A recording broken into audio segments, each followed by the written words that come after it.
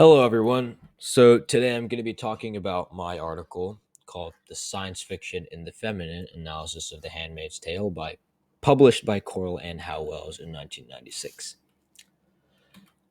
So, the main ideas we're going to be talking about is the idea of Gilead and its parallels towards history and its inspirations from previous totalitarian and fascist governments. We're also going to be talking about the story of Mary Webster and her similarities with the main character of The Handmaid's Tale called named Offred. We also look at Margaret Atwood's views on second wave feminism and her historical knowledge, along with discussing the character herself, Offred, and what she represents. So, for the first quote, we talk about the purpose of Gilead and we talk about Atwood's definition of what politics is. So, in understanding what Margaret Atwood means by politics, we have to understand the view she created in the book with Gilead. So, Gilead is this totalitarian regime based off of the patriarchy, the Old Testament, and 17th century American Puritanism. The idea of individual freedom has been robbed from a majority of the population controlled under the Gilead regime and have been reduced to specific roles in the hierarchy of Gilead. The added censorship, especially with the women's clothing, have restricted women from their liberating lifestyle before the regime's occurrence.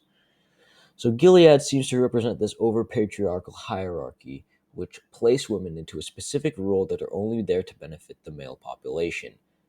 The main character, Offred, is reduced to the position of a handmaid, or as she calls, a two-legged womb, responsible only for and only but childbirth and taking care of the child. So, with these ideas in mind, we can see Margaret Atwood's feminist concerns, but we can also see her views and her concerns for basic human rights.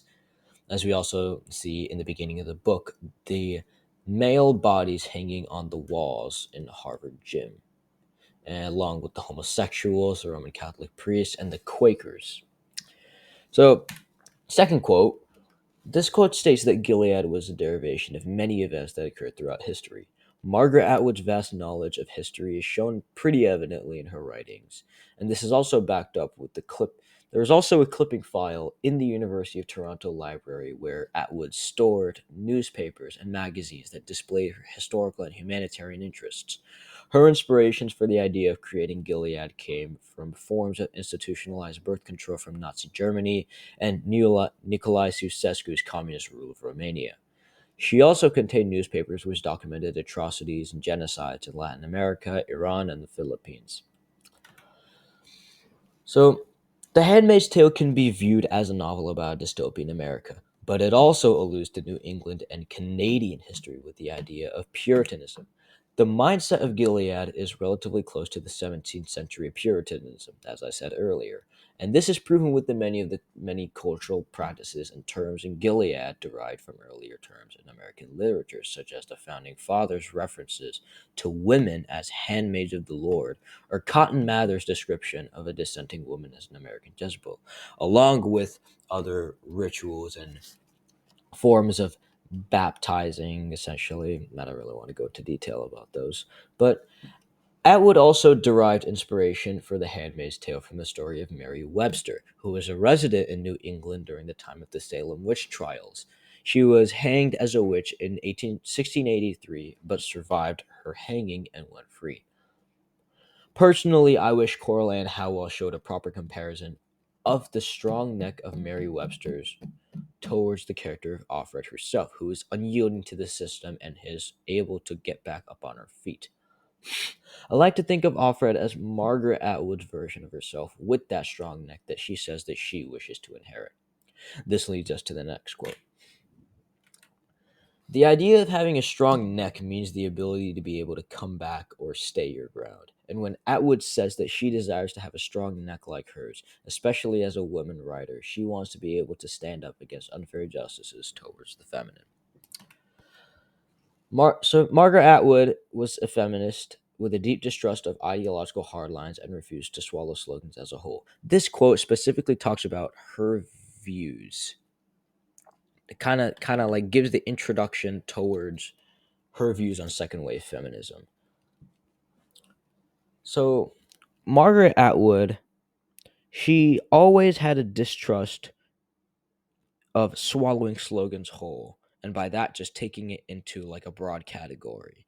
And because she thought that slogans were always going to run the risk of essentially being taken over as instruments of oppression. With Offred refusing to abide by her role as a handmaid, she is left inside of the house where she gets to dream about the past, essentially. And Offred manages to visualize the commander's house as her own and transform it into a point of stability where she can freely escape into her memory and her desire to be with her family again.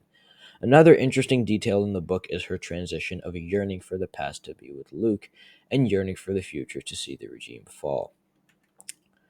So, personally, these two are my favorite quotes, which is why I had to put them together. So, I really like what Coral and Howell had to say about the specific detail of the book, and specifically with these quotes in general. The Handmaid's Tale essentially acts as a form of representation for all types of women. There is Moira, who is the rebel and defies the power of the ants and escapes from the Rachel and Leah re-education center, but to yet again appear in the brothel scene at Jezebel's. There, she is dressed as a bunny girl and is used as ways to satirize male sexual fantasies. Another character is unknown in the book, but it was the woman who initially lived in the room that Offred now inhabits. The identity of this person is unknown, but what we know about her is that she left a note in the wardrobe before hanging herself from a light fitting in the same room that Offred now stays in. The Handmaid's Tale also illustrates a version of the room with nothing to wrap a noose around, showing the control that Gilead has over the minute details of women's lives, essentially. Another view of women is portrayed by Offred's mom, who is a feminist who is condemned by the Gilead regime as an unwoman and was sent to die. But her but ultimately she never actually ended up dying. Strange. So she is shown as the heroic figure in Offred's life, who has been a source of confidence in standing up to an oppressive regime that degrades women to social roles where they aren't freely able to live in the comforts of a democratic society.